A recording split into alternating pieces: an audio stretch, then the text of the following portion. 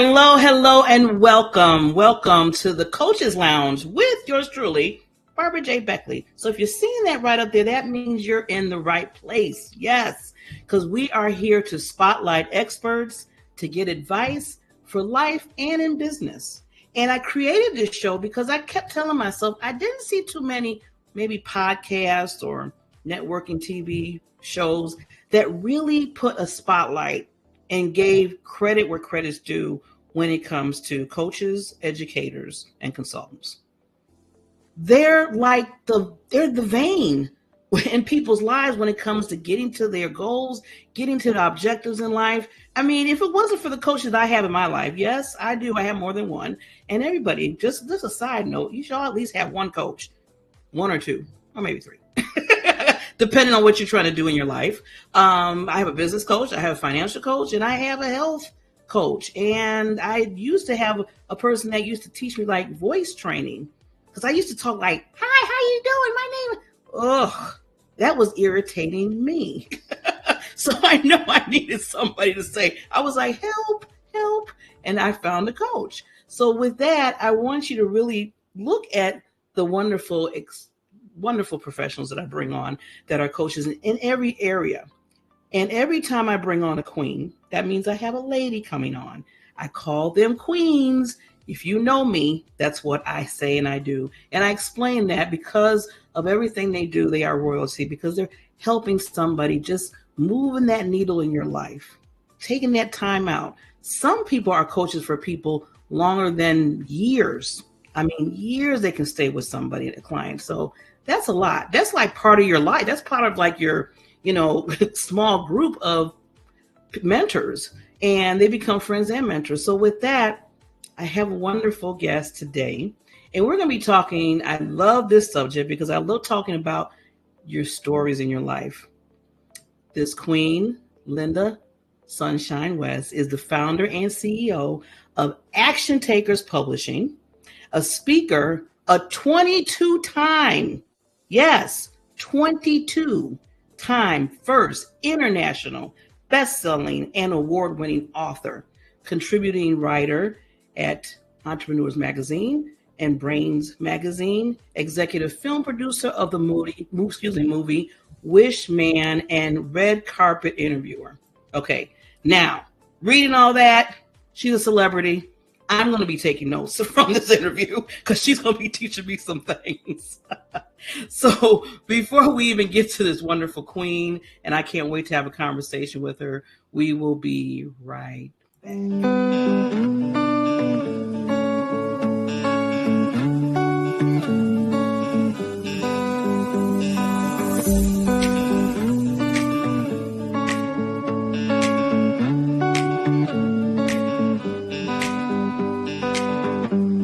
Barbara J. Beckley, and I'm a visibility and social media strategist.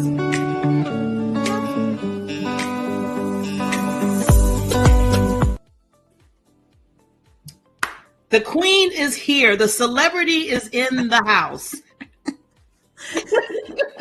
I don't see myself as a celebrity, so I was chuckling when you said that. That's awesome.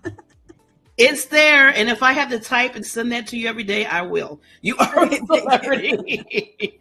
Oh my God, queen. Well, before we even start the conversation, and the reason why I call you celebrity and queen, because first of all, you are. Sometimes it's just that's who you are. Second, you have proven over and over again of what you have done in your life. Your name of your publishing company says it right off key. Action Takers. You are an action taker, lady. And I want so many people to learn so much from you because 22, I mean, I had to look at that like twice. I'm like, okay, that's not 2, that's 22. Well, you know what? It's actually going to be 39 in February. Yeah. So that's an old bio, which when I had 22, I was like, gosh, I don't even remember when that was. So that's a pretty old bio there. You need to change that on your website. Change that quickly. Did you say okay. 39? On the website? Okay. Yeah, it'll be 39 in February. It's 37 right now. I have 2 more coming up between now and February. So excited. I mean, when I hit that 50, it's going to be like, oh my gosh, I just hit the half century, So I can't wait. Yeah, I love it. I love it. And like this, that celebration, that's victory in your life. And that's why I say you're a celebrity. So see, every time you keep thinking like, I don't know, you just keep proving it. So just take it in. Just take it in. Okay, I will. I accept that. Thank you so much. Oh my God. So Queen, I want to before, because you'll hear me say Queen, because you know, like royalty of you. I want to first start off before we talk about some interesting information that you do when you become, you know, you're a coach. I mean, you're a mentor, you're a leader, you guide people when it comes to their stories, their books, of what, and put it on pen and paper. But before we get to that, what made you decide to do what you do and became this awesome publisher in what you do? Thanks for asking that question. What I love about this question is I am one of the most unlikely people to be a book publisher. I was never into reading and I was never into writing. It was like when I got out of high school, I just stopped reading unless I had to for a job or something where I had to read instructions. But I was never into any of that. And at age 51, you were mentioning coaches. I hired my first coach at age 51, and that was a life coach. And my life coach would kind of like prescribe, you know, reading some certain books, you know, books that were going to help me with my personal development. And so that was where it started, where I started reading and comprehending, because I was never really good at comprehending the messages. And I think that's why I really didn't like reading. And it was probably because it was material I wasn't interested in. But once I became interested in the content and what it was all about and how it was helping me to grow, I really just glammed onto it. And it's like I couldn't get enough reading. And so for me to become a book publisher, it was very unlikely for that to happen. But so what happened is after I worked with my life coach, it was January 1st of 2015. I woke up that morning, I'm 51 years old, and I asked myself, like I said, I have so many fears that are stopping me from living my life. And I decided in that moment that I was going to break through one fear every single day, that entire year, 365 days in a row. And that led to me meeting somebody who was putting together a collaboration book. They invited me to be in their book. So I joined them, and it was scary, but you know, I went ahead and joined that book. After that year was done and I finished breaking through all those fears, my mentor, because I have coaches, you know, like you mentioned, right now I have 3 coaches, just like you were saying. And we've got to have coaches in order to keep us going. And my mentor recommended that I write a book about my journey of breaking through a fear every day for a year. So I wrote my first solo book, The Year of Fears. And then after that, Barbara, this is where it started to get interesting for me, because I said, what's my next natural state of progression? Like, how can I keep growing? I was in a book. I wrote a book. I'm going to start putting together my own collaboration books. And that's really where Action Takers Publishing kind of started. But I was just doing it for fun. I didn't make any money. Actually, I lost money. And it wasn't a business endeavor. It was just to do something for fun. Yeah. So just quickly, after that first book was published, that one had the founder of UGG Boots, the inventor of the credit card magnetic strip, and the creator of the Make-A-Wish Foundation. They were all in that book. They became friends of mine, and I asked them to be in that book. But after that, I was like, wow, that was a lot of fun. I'm going to do it again. So I did 2 more books, launched them 8 days apart, and this was in 2021, August of 2021. Launched them 8 days apart. They both became #1 international best-selling books in under 5 hours. And that was my God moment. You know, I believe in God. He sent me this message that finally you're on your path. Let's go. And that's where it all led. And we published 25 #1 international best-selling books in 22 months from that point. Wow. Yeah. So it's just like everything just boom. Everything aligned in perfect alignment. Yes. Well, when you mention God, that's what happens. That's why when you said, I was like, yeah, exactly. When you get in the vein of God, I can always tell people, you just better be ready because he's going to like take you there. And wow, Queen. I mean, in 22 months. 22 months. And you know what's interesting? Like what you just said there is that had it been prior to that, I don't think I would have been mentally ready, because you, like you said, right? Once it's lined up and, you know, he's going to take you there, you got to be ready. I don't think I would have been ready because I had so much inner work I needed to do. I grew up in a very volatile, abusive environment, and I carried all that with me for 51 years, and I was still trying to unpack it. It took me 7 years of, after working with my life coach and all my other coaches, it took 7 years for me to get through all that muck so that when those 22 months came, that I was ready to just hit the ground running. And that's exactly what happened. Yeah.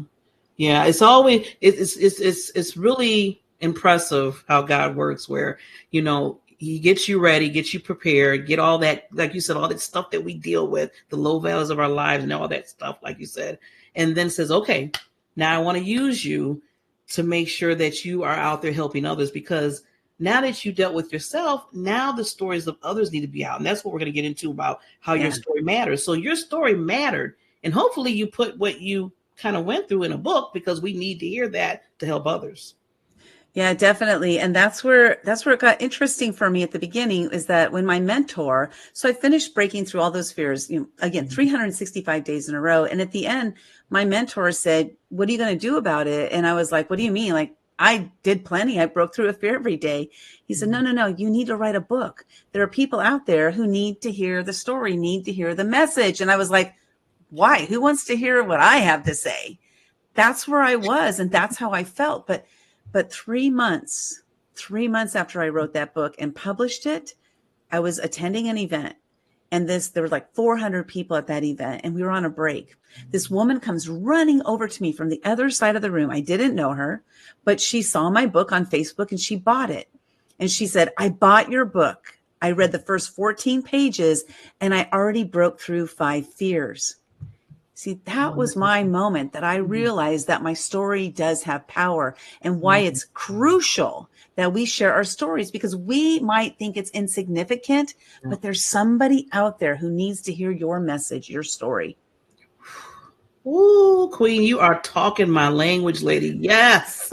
I love it. I tell people all the time. And, I always put a disclaimer when I tell some people this too, because you have to, the wounds might have to heal a little bit before you bring it out on paper, because these are some people, tell your story, tell the dreadful, da, da, da, da. And some people like, okay, I'm ready for that. Some people might not be just yet. So you have to be careful to go through that little healing process. But I know when I wrote my first, because I was in an anthology, it's been 7 years ago, was the first one, something like with you. And I was terrified, because I was like, okay, I want to tell my story. And I thought I was okay. I just wanted to make sure that it was laid out right so people can get something from it. I always want to say, I want somebody to learn from this, right? But Queen, when I went through the process of writing the chapter, I didn't realize, I thought I was healed on a lot of things, but writing through it, some things started kind of coming out where I was like, wait a minute, I thought I was okay with that. Why something's going on here? But I'm grateful for that, because that showed me I needed to there was some more healing that was needed, even through me writing that chapter. Yeah, I love that you said that, because I don't know how many times, in that 22 months, we published 450 stories. And, that's a lot of stories. And so I don't even know how many, women and men, came to me and said, "I'm going through something right now as I'm writing my chapter. Like, this stuff is coming up that I didn't even know was still buried." And they're grateful, because, to themselves, because they took that step. And like, I'm just glad that they took the final step to actually let us publish it, because it's so powerful. It's so powerful, your story. Yeah. And like you said, Lynda, people are I always tell people, when you write your story, and when you put in your courage is going out there, you're being courageous to do that. Because I know it takes a lot, especially depends on what the story is in your life, what you're saying. Yeah. And I said, you are basically to the point of saving somebody's life. You can save somebody's life by putting your story out there on a paper and pen. And they're like, "Barbara, really?" I said, yeah.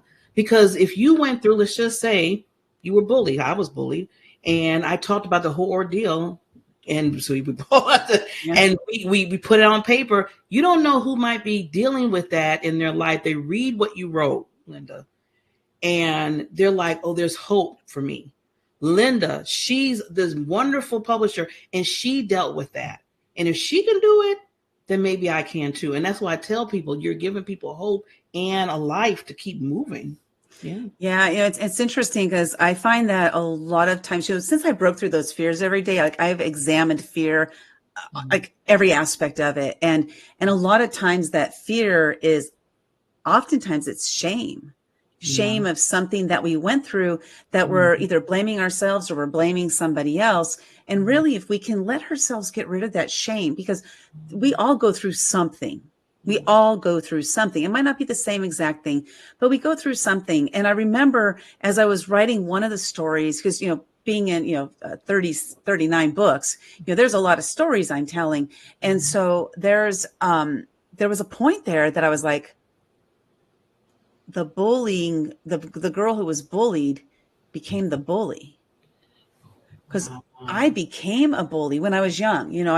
I grew up in a volatile environment. I was surrounded by judgment. I became volatile and I became judgmental. And that transcended its way into my quote unquote friends. Those were the people that I was hanging out with, the people that were abusive and judgmental. And then I ended up becoming judgmental and abusive to other people. And it wasn't until I started writing my story that I realized, oh my God, how many people did I hurt along the way because of my own pain? So, it was powerful. But when I first admitted it, I was shameful. Yeah. But then I realized that there's no shame. That was my past. That was who I was. That's not who I am now today. I have no shame behind who I was. I wish I wasn't that way. But the truth is the truth. Yeah. Yeah. And what I love, that that journey that you took. I'm glad you took it, because you could have still stayed in that one spot and still continue to bully and then realize you were hurting people. But you said, you stopped, you did your story. You're like, wait a minute. Yeah. I was really hurting individuals here. So, you receive that like opening learning experience through your own life to say, this is not right. And some people stay and don't even realize that there's another hump that you need to learn from what you're doing. And it's not, like you said, not the shame part of it, but now you said, okay, now I know. Now I realize, yeah. Yeah, it can be painful to go over that hump. It can be very painful, but on the other side, and it could take a day, it could take an hour, it could take 3 years. It took me 7 years of growth to get where I am today. There were so many different things that I had to go through and grow through in order to get to doing what I'm doing today. All these crazy things that, like you mentioned in my bio, all of that stuff has been, in the last 8.5 years, every single bit of it. My life started at age 51. Wow. It's Queen, it's really interesting. That's why I love meeting people like you and other people that are just positive and just doing their thing in life, because I get to see the characteristics that I have too within you. So when you said you started at 51, well, I started, my mother passed away. It was like 12 years ago. I think it was like 49 or somewhere around there. It was like whatever. And I just started my life at that time, what I'm doing now, because before she passed, she was the type of person that always, I'll call her the voice, because she would talk to anybody. She had no problem saying what she had to say. Sometimes I had to tame her down because she would say certain things that didn't need to be said. But she was that force to be reckoned with, like they say. And when she passed, because I found out that her voice was my voice too, because she was kind of being my voice where I felt like I couldn't say things or do things. So then I told myself, okay, Barbara, you realizing the fact that it's you now. And she gave an example.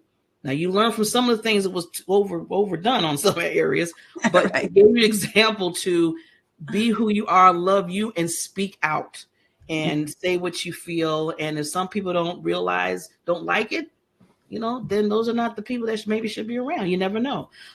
So I started, like you said, at that point in my life, people be like, but you've been doing stuff all these years, Barbara. You mean to tell me at 49, you just the light bulb came on? I said, yeah, because I was going through a lot of stuff, didn't realize it until that happened. And then things just kind of progressed after that, like you. Yeah, I love how you mentioned that light bulb, right? That aha moment, that life altering moment. We have a lot of them, I think, as especially as we're looking for more within ourselves. And I remember that exact moment that I had that huge epiphany that totally shifted my life. I was sitting in a conference room. There were about 12 women around this conference room table, and that it was during my year of fears. And the fear that day, because I would ask myself, what scares me? That's what I did every day. And then whatever fear came up was the fear I had to break through that day. That was my commitment to myself. My fear that day is like, I knew I was going to be going to this workshop. So my fear was to actually raise my hand and answer a question or ask a question, depending on what the situation was. And so a question was asked. I raised my hand. This is the first time in my entire life. I'm 51. The first time I ever raised my hand, because I always had so much fear about saying anything because people would think I was stupid or ignorant. Like my ex-husband made sure I knew that I was stupid and ignorant. And so I raised my hand and I was shaking like I was sweating and everything. And I stood up and I answered the question. And then when I sat down, the two women sitting next to me said, "That was brilliant. Will you repeat it? I want to write it down." That was my moment that I was like, oh my God, I actually have value. I need to speak any opportunity that I get because there's somebody that may need what I have to share. And so that's when I started sharing my voice, scared or not. I would just share it because I knew that there'd be somebody listening that needed to hear what I had to say. So true. I always tell people most of the time what you're thinking about, what you want to ask the question. Probably everybody in the room probably has the same question. They just waiting for the first person to raise their hand to ask Right. Because they'll turn around and say, "Oh my God, Lynda, I'm so glad you asked that question because I was thinking that." I hear that so many times. Right. I'm always the first to raise my hand now, no matter what it is. They don't even have to finish the question. I raise my hand because I want to just like break the ice, because a lot of times people will just sit there and wait. Like, forget that. I'm just going to speak. And if I say something that sounds dumb or whatever, I don't care anymore. I just don't care anymore. I've said plenty of silly, goofy things that I shouldn't have said. But, now it's more about just expressing myself and sharing my thoughts and my voice. And then getting your answers. I always tell people, I think it's even in the Bible where it says a closed mouth. Yeah, it's a closed mouth don't get fed, or a closed mouth doesn't get the answers that you need to move in wherever you're trying to move into. So I'm like, no. I mean, if everybody's like, oh, I got it, I'm like, well, I don't have it. There's been a lot of times, Lynda, I raise my hand and say, excuse me, can you clarify that? Because I did not understand what you said. Now, a long time ago, you would never see Barbara doing that. Right. Your mom would have, though. Oh yeah, she would have been. She would have shut everybody down. She would have went there, and then they would have took her out really politely. But yeah, so I'm so glad that we both, like you said, it's like I said, it's nice to have that the person in your life that you can say, wow, you started at that time too, because I was a late bloomer. I was telling people I'm a little late bloomer, but that's okay because timing is everything. Because I feel like if I would have did that earlier in my life, things probably would have been a little bit, you never know. So I always say the timing is different in everybody's lifetime of when the light bulb pops up and you do what you need to do. Yeah, exactly. And I think it's important for us to, once we start on that path, is to keep going and go through the uncomfortable times, because there are going to be many, many uncomfortable times that you want to cry, times that you want to scream, you just want to crawl into a ball, but just know that those are moments in time, that those are not the rest of your time. And so I just, like today, I felt like, you know what, I just want to quit and give it all up and just stop everything, because I'm in a state of overwhelm right now. But that's past. It's a fleeting moment. It's already gone. I already passed through that, and now I'm on the other side. Yeah, it's so funny you said that, Lynn. I was just thinking that yesterday. I was in the same boat that you're talking about yesterday. I was like, you know what? Forget all this. Forget the interview. I know this is, like you said, it was like everything's coming. I was like, okay, Barbara. Towards the end of the day, they said, well, first of all, do you like what you do? You said this is your purpose. You said this is your passion. You know there's going to be some up and downs through that, right? But the ending result was, no, I don't want to give it up. I just need to probably learn how to figure out how to get things a little bit more, grasping on some things. But yeah, I had a day like that where I was like, This is a lot. It gets like that, like for all of us, especially those of us who are working to achieve. Yeah. you know. Like action takers. Exactly. Yeah. I was going to say overachievers, but I don't think it's about being an overachiever. I just think that we want to achieve more in life. We don't want to be complacent. We don't want to be stagnant. We want to keep growing and doing something different, making a difference. We're here to make a difference. And I believe that once we discover our purpose here on this planet, it's our job and duty to live the rest of our lives on purpose rather than on accident. And so I strive for that every day, is to what is my purpose? And let me keep doing what I need to do to live on purpose and have a purpose while I'm here. Yes. And I love the biggest wonderful purpose you have, just not just you being you, because you're fabulous, but what you're doing with your publishing and helping others overcoming their fear to put their stories out there. Because like you said, people, I love what you said in the write-up where you said people are waiting to read it. People are ready to hear. People are ready to get healed, but they don't even realize that unless they hear your story and they be like, wow, she dealt with that. I'm dealing with that, or I dealt with that. And I'm still, there's some icky stuff still going on in me. What can I do? And then you hear somebody's story. So I'm so glad that you're paving the way for people through what you do, and how many, all those books and everything. That's a lot of authors really getting their story out there. So I have to give you so much kudos for that. Thank you.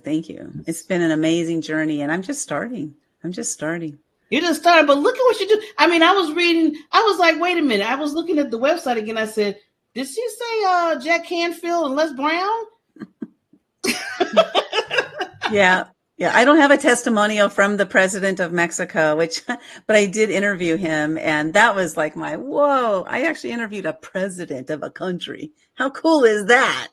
Okay. Now, when we started this interview, you said something about Barbara saying celebrity. Why she,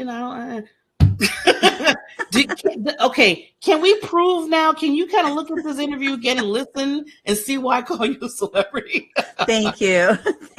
That's so funny, because I see celebrities as, movie stars and things like that, not somebody who's doing what I'm doing, but I do appreciate that. And I accept that. That. Yeah. Because I look at celebrities, if you're helping somebody in their life move something in their life, or a needle, or anything that's giving them a positive advantage in their own life, you're a celebrity. Because you're coming into their life and you're saying, look, I see you.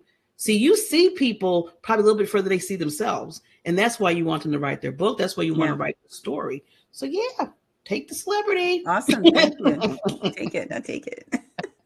Well, I know with time, I want to make sure that you just give a little bit more love to everybody. I know there's some lasting thoughts. I'm going to take myself down, and then I'll be right back. And then we'll make sure that they know where to reach you. Okay. Thanks, Barbara. Well, Maya Angelou said it so well, and that is, there is no greater agony than bearing an untold story. There are so many people that will take their story to their grave. And if you think about it, you probably have many, many stories to tell, but you're just not sure which story to tell, what impact it will make. And this is where you get clear on that by, talking to somebody who can help you through that. When I started doing book publishing, I had no idea where I was going to go with it, what it was going to do, or I had no idea what my mission or my vision was. And now, getting into this space that we are, and we're able to help people to pull that story out of them and to share their story from a place of love, a place of compassion, a place of empathy. This is how they're able to connect with other people. So my recommendation is you have a story to tell, and just get yourself out there, start telling that story, make that greater impact on the planet that you're meant to make. Your story will help somebody. It will help somebody. They're just waiting for you to get it down onto paper and to get it published. There's a saying that only 24% of the world's population ever writes a book, 24%. And of that, only 3% ever publish it. So if you're looking to be part of that 3%, wanting to make that greater impact, then it's time now for you to get your story onto paper, get it out there, get it published, because again, there are many people that are waiting to hear your story, your message, the way that you tell it. Wow. That was a mic drop. I didn't even realize that. Thank you for giving the percentage. I was writing that down. 24%. Yeah. That's really low. Wow. And then 3% to get it published? Yeah. Yeah. So I just want to tell everybody that's listening right now, you see the Queen's information there. Go to her website and write your story with her so you can be a part of that 3%. We need to uplift that percentage. Yes, yes. Definitely. That's our goal, is to make it to 4%, you know. You're fun. I like you. At least get it to 10. Can we get it to 10? Okay. I was shooting for just 4%. You're like, okay, 10. We'll do it. Yeah, let's do it 10. Okay. You keep that percentage for me so I can always check on that. So okay. But lady, thank you so much for coming on the Coaches Lounge and sharing your wealth of just golden nuggets, what you do for others, and just being that celebrity in people's life. I told you I'm going to keep saying it. Awesome. But yeah, so you're always welcome back. Your family now to the Coaches Lounge. If you want to come back and talk about any special, anything that you're doing, I always advise people that once you listen to these wonderful coaches, I spotlight the experts, then take the check, take the next step, as I want to say. Now, according to this wonderful queen, you got to be an action taker. One day you can sit on a whole bunch of ideas, but they're not moving anywhere. You got to take action. Mm-hmm. So if you're thinking about writing a book, you think about being in a book, just doing a chapter, start with a chapter. Just take that one little step, believe me. And once you take that one step, goes like that, and then you have other people like this wonderful queen helping you, and you can get to where you need to go. Yeah. So with that, thank you again so much for coming on the Coaches Lounge, Lynda. And just let everybody know that, please, your stories are important. I always say, everybody has a unique gift in them. Let it shine for the world, shine for others, because not only for you, but you need to shine for others, because they need the gifts that you have in you so they can move forward as well. Yeah. Thank you so much, Barbara, for having me. I appreciate it. Appreciate you so much. Bye.